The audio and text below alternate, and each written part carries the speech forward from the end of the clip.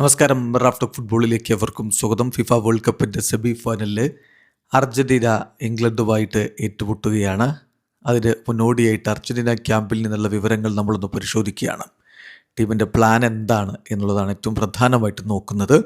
ഇതിൽ ശ്രദ്ധിക്കേണ്ട കാര്യം, അർജൻറ്റീനയുടെ ചില താരങ്ങൾക്ക് കഴിഞ്ഞ മത്സരത്തിൽ ഫിസിക്കൽ ഇഷ്യൂസ് ഉണ്ടായിരുന്നു. ലിയാൻഡ്രോ പെരേഡസ്, അതുപോലെ തന്നെ ക്യൂട്ടി റൊബേറോ, പിന്നെ ലിയോ മെസ്സിക്ക് ചെറിയൊരു കട്ട് അദ്ദേഹത്തിൻ്റെ മുഖത്തുണ്ടായിരുന്നു. അപ്പോൾ ഇത്തരം കാര്യങ്ങളിലൊക്കെ എന്താണ് സംഭവിച്ചിരിക്കുന്നത്, അവർ അവൈലബിൾ ആണോ അടുത്ത മത്സരത്തിൽ എന്നുള്ളതാണ് ആദ്യം നോക്കുന്നത്. ലഭിക്കുന്ന വിവരപ്രകാരം 26 പ്ലേയേഴ്സും അടുത്ത മത്സരത്തിന് അവൈലബിൾ ആണ്. അത്തരത്തിലുള്ള പരിക്കിൻ്റെ പ്രശ്നങ്ങളില്ല.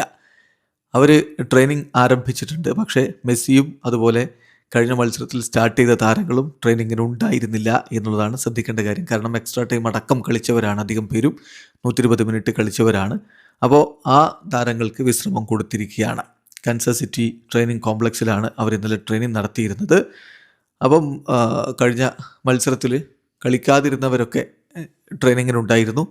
പക്ഷെ അതിൽ സബ്സ്റ്റിറ്റ്യൂട്ട് റോളിലൊക്കെ വന്നിട്ടുള്ള താരം നിക്കോ ഗോൺസാലസ് പൂർണ്ണമായിട്ടും ട്രെയിനിങ്ങിൽ പങ്കെടുത്തിട്ടുണ്ടായിരുന്നില്ല. ചെറിയ രൂപത്തിലുള്ള ലൈറ്റ് മൂവ്മെൻറ്റ്സും കാര്യങ്ങളൊക്കെയാണ് അദ്ദേഹം നടത്തിയത്. അദ്ദേഹത്തിന് ലെഫ്റ്റ് ആംഗിളിന് ഒരു സ്റ്റോമ്പിങ് കിട്ടിയിരുന്നു. അതിൻ്റെ വേദന പൂർണ്ണമായിട്ടും മാറിയിട്ടില്ല എന്നാണ് ലഭിക്കുന്ന വിവരം.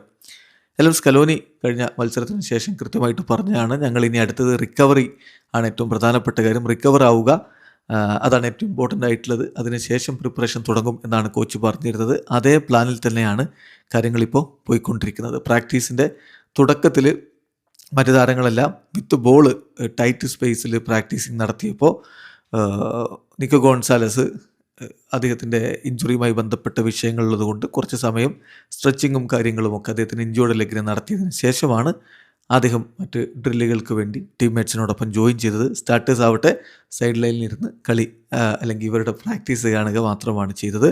കോച്ച് അവർക്ക് റെസ്റ്റ് കൊടുത്തിട്ടുള്ളതാണ്.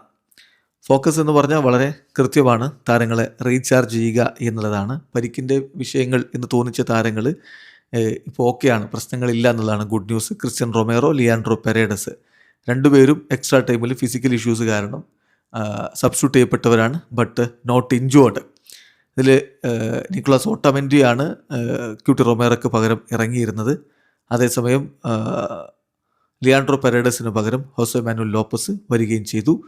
അപ്പം അത് സീരിയസ് ആയിട്ടുള്ള ഇഷ്യൂസ് അല്ല, അവർ ഓക്കെയാണ് എന്നുള്ളത് മനസ്സിലാക്കുക. അതുപോലെ തന്നെ ടീമിൻ്റെ പ്ലാൻ എന്ന് പറഞ്ഞാൽ കാൻസസ് സിറ്റിയിൽ തിങ്കളാഴ്ച വരെ നിൽക്കുക, അതായത് ഇന്നുകൂടി അവിടെ തന്നെ ട്രെയിനിങ് നടത്തുക. ദെൻ അതിനുശേഷം അവർ അറ്റ്ലാന്റയിലേക്ക് മൂവ് ചെയ്യും. അവിടെ ചൊവ്വാഴ്ച ഒരു ഫൈനൽ ട്രെയിനിങ് സെഷൻ നടത്തുക എന്നുള്ളതാണ് ഇപ്പോൾ പ്ലാൻ ചെയ്തിരിക്കുന്നത്. അതിനുശേഷം കോച്ചിൻ്റെ പ്രസ് കോൺഫറൻസ് നടക്കുകയും ചെയ്യും. ഇതാണിപ്പോൾ അർജൻറ്റീനയുടെ വ്യക്തമായിട്ടുള്ള പ്ലാന്. അപ്പോൾ ഒന്ന് നമ്മൾ ഒരു സംഗ്രഹിച്ച് പറയുകയാണെങ്കിൽ 26 പ്ലേയേഴ്സും റെഡിയാണ്, കളിക്ക് അവൈലബിൾ ആണ്, പരിക്കിൻ്റെ പ്രശ്നങ്ങളില്ല. 2 ട്രെയിനിങ് സെഷൻസ് കാൻസസ് സിറ്റിയിൽ നടത്തും. അതിനുശേഷം അവർ അറ്റ്ലാന്റയിലേക്ക് ട്രാവൽ ചെയ്യും. അവിടെ ഒരു ട്രെയിനിങ് സെഷൻ ചൊവ്വാഴ്ച അവർ സംഘടിപ്പിക്കുന്നു ബിഫോർ ഫേസിങ് ഇംഗ്ലണ്ട്. ഇതാണ് ഇപ്പം അർജൻറ്റീനയുടെ പ്ലാൻ. വീഡിയോ അവസാനിക്കുന്ന ഫുട്ബോൾ ലോകത്തെ കൂടുതൽ വിശേഷങ്ങളുമായി റാഫ് ടോക്സിൽ എത്താം.